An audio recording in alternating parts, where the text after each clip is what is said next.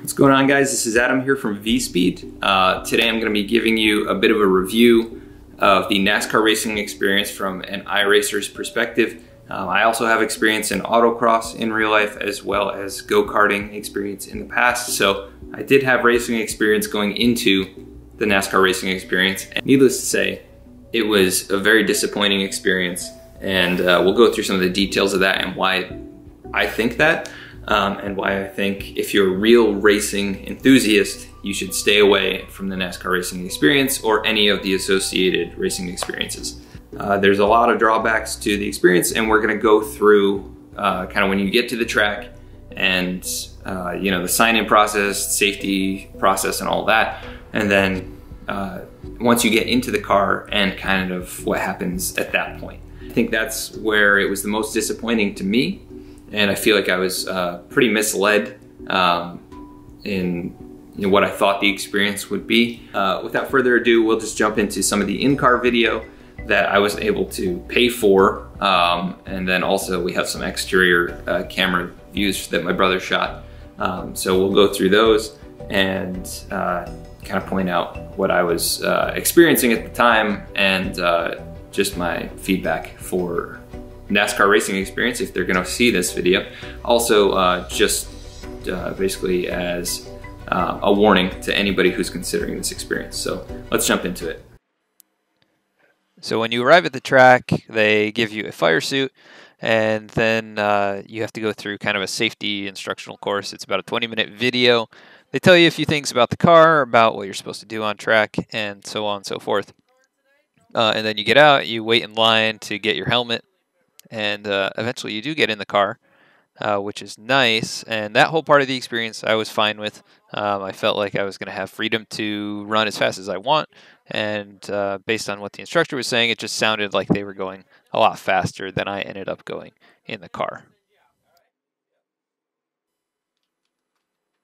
And so I'm in the car, they're hooking me up, and I have to wait for another driver to come into the pit lane before I can roll out. And so it's probably about 5 minutes of waiting in the car.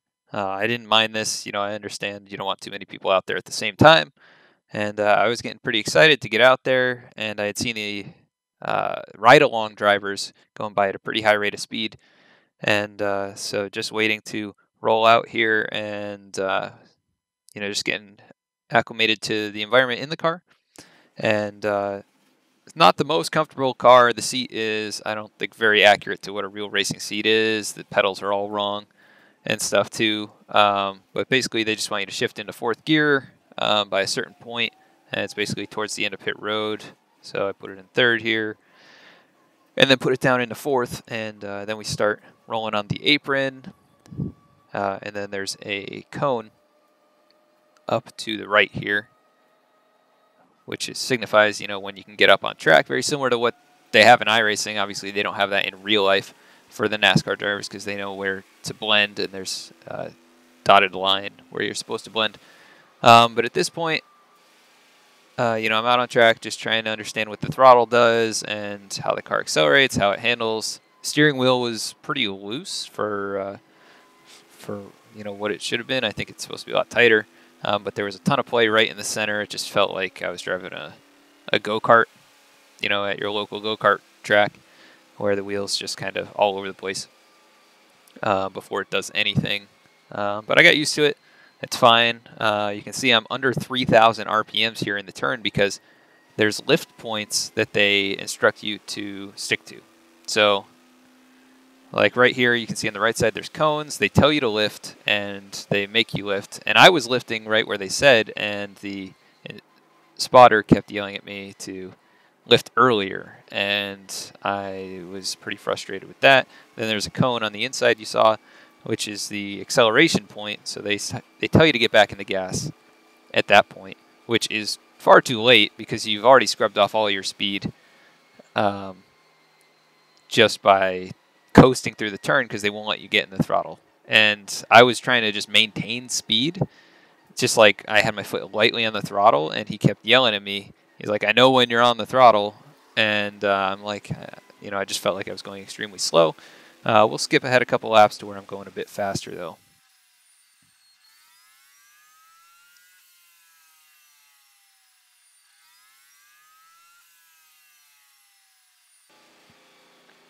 So at this point, I catch up to somebody who's probably out on their first lap, and I have to check up for them.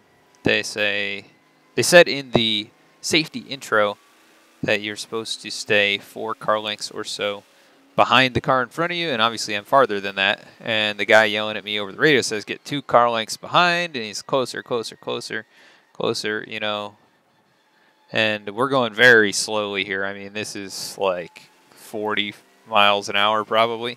And then tells me I can pass because they have to give you instruction to pass, which is fine. I understand that there's safety concerns by being around other people, but we're going so slow, it's literally like driving on a highway. But at this point, I started to ignore when they were telling me to get on and off the throttle, just because I was not enjoying myself, and I'm not gonna go as slow as they were telling me. This is probably when I was going the fastest at any point during the experience, and just because I know how to run the track, and this is like crawling speed. This is like pace speed almost. At least that's what it feels like. And I've done autocross in the past and been able to do in second gear stuff that feels more exciting than this, at like 55 miles an hour. So a bit disappointed with the experience in general. The spotter just, commanding me basically when to slow down and accelerate, and you have to be off the throttle completely in the turns, even though at this point I basically could be on the throttle accelerating out of the turns because we're going so slow. And anyways, this was the end of the event. I had 8 minutes in the car, and I thought that it just felt like I didn't get many laps in because my average lap time was somewhere in the like 38 to 40 seconds per lap on a 3/4 mile, which averages to 71 miles an hour or so. So very disappointed with that part of the experience, and I have a clip here that shows a certificate that I received from them at the end of the event, and it shows 109 miles an hour as my top speed, and there's no way that that's possible. I was just crawling around this place, and anyways, I get to pit lane. I'm doing probably like 30 miles an hour coming up to the pit lane, and the spotter was yelling at me, slow down, slow down, slow down, slow down, and then I slowed down to where he stopped saying that, and he said, you don't have to stop, and I was very annoyed with that too. Just the spotter is not friendly. That was a huge sticking point in the whole experience for me. I really just did not enjoy having that guy yelling at me and talking to me the way he did, especially with as much experience as I have in racing. So that was a big part of my lack of enjoyment and just basic disappointment with the experience.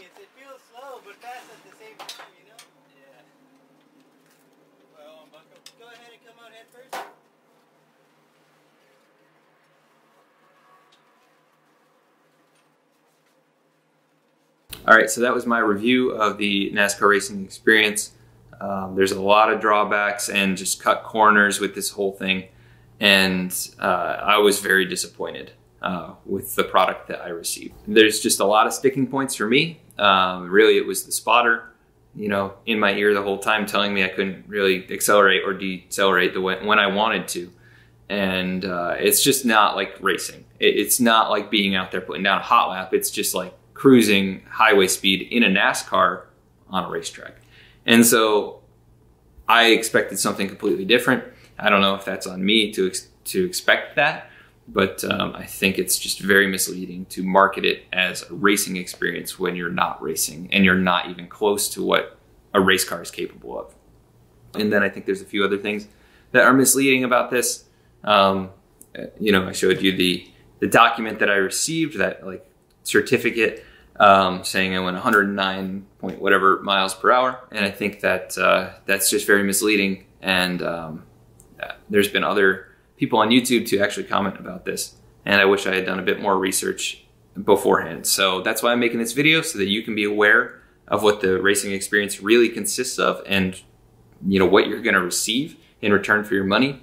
And I want to suggest a few alternatives that are actually going to be a bit less expensive and also just going to be a better racing experience in general. The first one is the Sports Car Club of America, and so also known as the SCCA.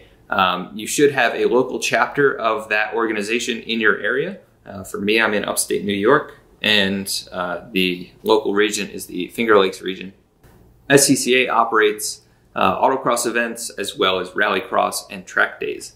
So they have a lot of opportunities to race with other people or around other people, and also just get on track and run high speed.